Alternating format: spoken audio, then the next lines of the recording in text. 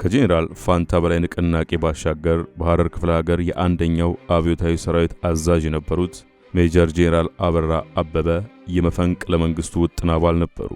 እርሳቸው ሐሳቡ ይኖራቸው እንጂ በድርጊት ለብዙ ዕውቅ ጄኔራሎችና ከፍተኛ መኮንኖች ጉዳዩን በማካፈል አልተነቃነቁም። ጄኔራሎቹ በጊዜው መፈንቅለ መንግስቱን በአስቸኳይ ለመጀመር ምክንያት የሆኗቸው ጉዳዮች በርካታ ቢሆንም ከዋና ዋናዎቹ መካከል በ1980 ገደማ ረሃብ፣ ስደት፣ ችግር፣ ሰቆቃና የኑሮ ውድነት በህዝቡ ዘንድ ጎልተው የታዩበት ዘመን መሆኑ፣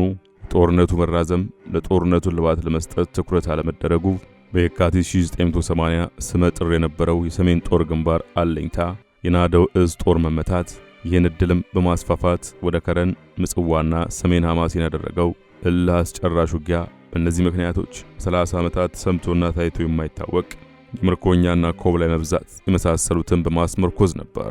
መፈንቅለ መንግስቱ የተጀመረው።